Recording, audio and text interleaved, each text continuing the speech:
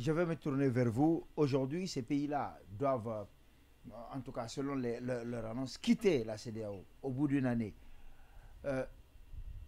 La question, c'est qu'est-ce que la CEDEAO doit faire aujourd'hui pour préparer leur retrait et de cette organisation, mais surtout l'année de transition.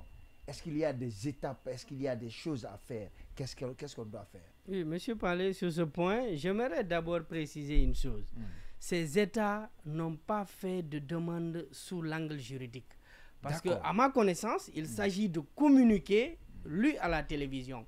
Donc, il n'y a pas en réalité, à ma connaissance, cette notification au président de la commission de la CEDEAO.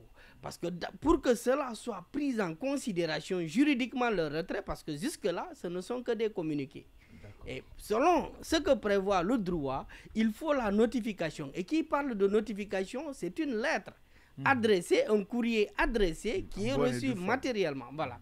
Donc, à partir de cet instant, si la notification est faite, le délai commence à s'écouler pour le retrait. Mais que va faire la CEDEAO? Sur ce point, la CEDEAO peut engager des négociations avec ces États, surtout les chefs d'État. C'est pourquoi l'information aux chefs d'État au niveau de la conférence des chefs d'État, voir comment maintenir ces États au sein de l'organisation. Ou bien savoir qu'est-ce que ces États ont fait, ou bien veulent, dans leurs souhaits, pour pouvoir rester. Parce que c'est fort probable, je crois bien, M. Camara l'a dit, c'est fort probable que ces États le font, ou bien on fait ces communiqués dans le but d'attirer l'attention pour que les sanctions qui ont été infligées à ces États soient infléchies. Vous savez, ces États demandent de se retirer au niveau de ces entités-là, de la CEDEAO. Et ipso facto, ce sera également un retrait au sein de l'UEMOA. Mais ces États vont être asphyxiés dans la mesure où la question monétaire est là, surtout au sein de l'UEMOA, où ces États, en réalité, ne sont pas des poids au niveau de l'UEMOA, et c'est à travers cette organisation d'intégration que ces États même sont soutenus, les trois qui sont des États sahéliens. Et tout à l'heure, M. Camara parlait des questions de la famine qui menacent, mais dans certaines parties du Niger, si vous avez discuté avec des personnes qui ont eu à aller dans ces États, même si quelqu'un mange dans un restaurant, souvent on lui donne un bâton pour que les enfants qui vont venir l'envahir, qu'ils les cherchent, parce que souvent quand ils te voient manger, c'est comme s'il y a un souci, les enfants veulent venir également partager avec toi le repas. Donc ce qui voudrait dire que ces États sûrement sont en train d'essayer de faire une négociation, une technique de négociation avec les chefs d'État de la CEDEAO pour que les sanctions qui leur sont infligées soient infléchies. Mais en attendant le retrait, pour cette année-là, le retrait, les États qui ont demandé à se retirer vont continuer, comme je l'ai dit, à contribuer et les sanctions encore vont continuer à s'appliquer. Mais avant que cela n'atteigne, disons, la fin, il peut y avoir des négociations. Mais ce qu'il faut retenir dans cette affaire, comme je vous l'ai dit, c'est qu'à ma connaissance, il n'y a pas d'abord de notification. C'est juste des communiqués qui sont passés. Alors, je sais que vous avez répondu à la question sur le principe de subsidiarité, mais je veux savoir, est-ce que aujourd'hui, le retrait au niveau de la CEDEAO signifie de facto un retrait au niveau de l'Union africaine? Non, ça ne signifie pas un retrait au niveau de l'Union africaine, parce que l'Union africaine est une autre organisation internationale. Donc, si nous prenons, je peux vous donner un exemple, le cas de la Mauritanie. M. Camara a évoqué le cas de la Mauritanie.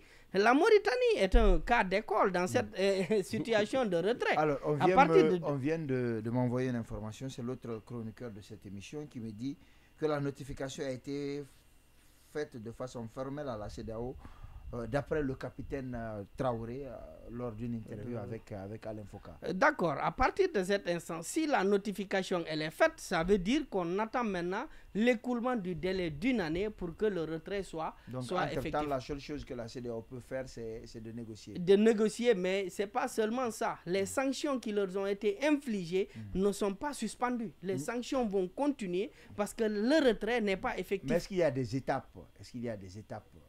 Au niveau de cette année de transition, est-ce qu'il y a des étapes, des activités à faire? On dit tel mois, à tel mois, il y a telle activité, où il n'y a rien à faire. Il n'y a rien à faire. C'est juste pour que l'État puisse prendre, bien réfléchir, parce qu'il y a une possibilité de retirer, faire la demande de retrait de la notification pour se retirer de l'organisation. Cette possibilité existe. Alors, on parlait en off, avant que je ne me retourne vers M. Camara, du Royaume-Uni. Est-ce qu'aujourd'hui, le retrait du Royaume-Uni de l'Union européenne peut être un exemple à suivre pour la CEDEAO?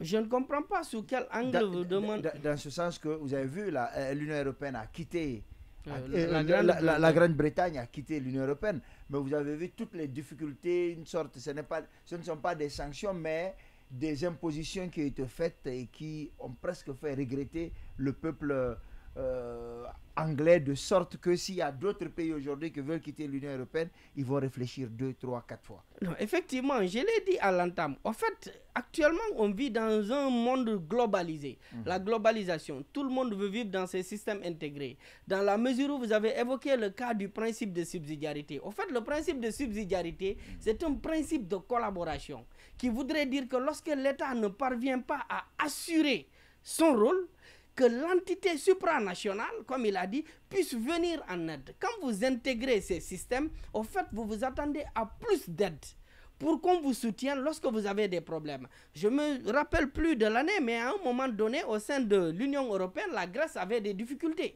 Mais c'est comme si c'était toute l'Europe qui avait des difficultés. Parce qu'on va chercher des moyens en vertu du principe d'égalité de ces États-là et de cette collaboration qui se fait au sein de l'entité pour vous apporter un soutien, que ça soit financier, technique, économique également. Donc quand les États demandent à se retirer, et c'est naturel qu'il y aura des conséquences qui vont être des conséquences, comme il a dit, dures sur ces États-là. D'accord.